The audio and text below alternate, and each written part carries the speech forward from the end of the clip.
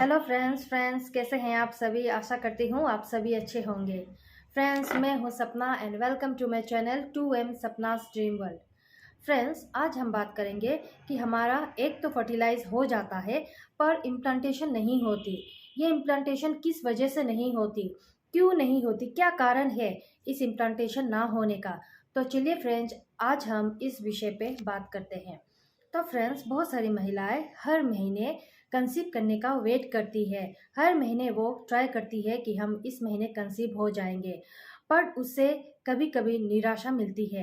किन्हीं किन्हीं महिलाओं को निराशा मिलती है, वो कंसीव नहीं कर पाते हैं। तब उन्हें ये पता चलता है कि उनका तो फर्टिलाइजेशन अच्छी तरीके से हो रहा है पर उनका इम्प्लांटेशन नहीं हो रहा। वो पूरी तरीके से अपना ओवुलेशन डेट फॉलो करती है और उस बीच में वो कॉन्टेक्ट में आती है।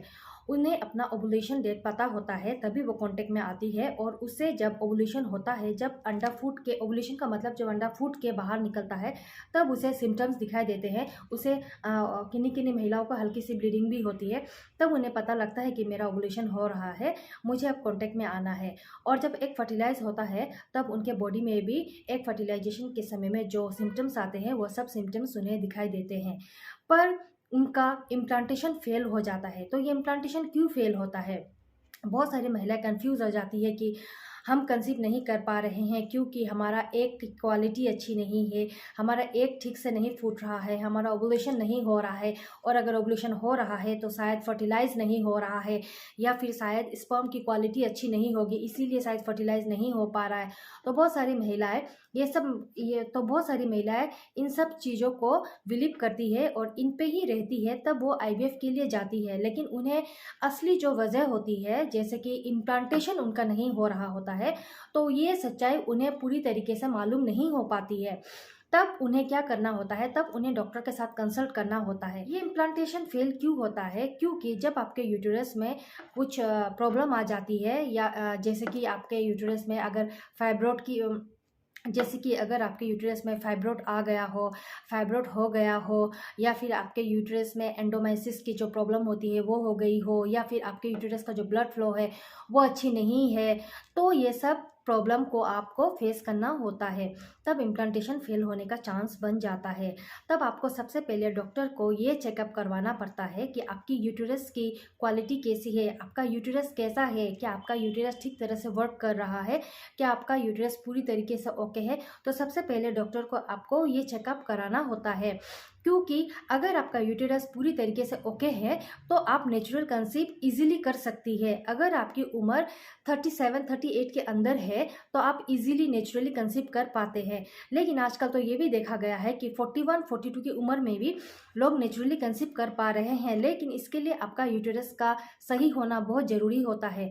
आपकी यूटेरस की लाइनिंग जो है वो प्रॉपर होनी होती है। अगर आपकी यूटेरस की लाइनिंग प्रॉपर नहीं होती है, यानी कि 7.5 के ऊपर नहीं होती है, तो भी आपका इम्प्लांटेशन फेल हो जाता है।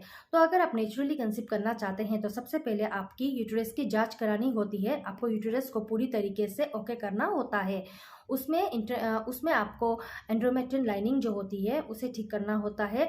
अगर आपकी कोई फाइब्रोड है, अगर आपको कोई एंडोमेट्रियसिस है, तो उसे भी आपको दवाई के जरिए ठीक करना होता है। तब अब दिखेगा आप बहुत जल्दी नेचुरली कंसीव कर पाएंगे। तो आप इन सब मिथ में मत रहिएगा कि आप प्रेग्नेंट नहीं हो पा रहे हैं क्योंकि शायद आपके हस्बैंड का स्पर्म खराब है, या फिर आपके एग की क्वालिटी ठीक नहीं है, कुछ ऐसी प्रॉब्लम है, तो आप सोचेंगे कि इसीलिए आप IVF में जा रहे होते हैं। तो आप IVF जाने से पहले अपनी यूटेरस की जांच जरूर कराएं।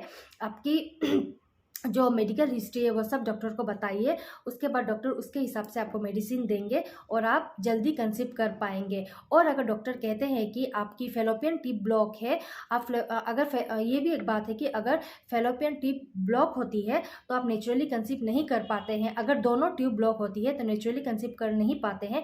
और अगर एक ट्यूब ब्लॉक होती है तो किन्हीं किन्हीं महिलाएं नेचुरली कंसीव कर लेती है, क्योंकि हर महीने 2 ओवरी से अंडा निकलता है।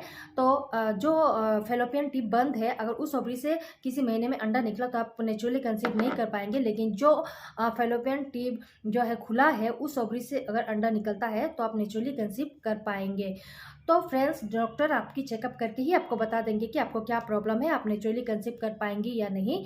अगर कर पाएंगी तो डॉक्टर आपको मेडिसिन से आपकी जो प्रॉब्लम है उसको सॉल्व कर देगी, फिर आप नेचुरली कंसीव कर पाएंगे। और अगर नहीं कर पाएंगे तो डॉक्टर आपको बहुत अच्छी तरीके से समझा देंगे, उसके बाद आपको आईवीएफ के लिए जाना होता है। तो फ्रेंड्स, यही थी मेरी आज की जानकारी। अगर मेरी आज की जानकारी आपको थोड़ी सी भी अच्छी लगी हो तो फ्रेंड्स मेरे चैनल को लाइक और सब्सक्राइब कर दीजिए। और हाँ फ्रेंड्स, आपका कीमती समय देने के लिए बहुत बहुत धन्यवाद। अगर आपके कोई क्वेश्चन है तो आप कमेंट बॉक्स में ज़रूर लिखिएगा, मैं उनका रिप्लाई ज़रूर दे दूंगी। और आपका बहुत बहुत ख्याल रखिएगा। तब तक के लिए friends, bye bye, take care.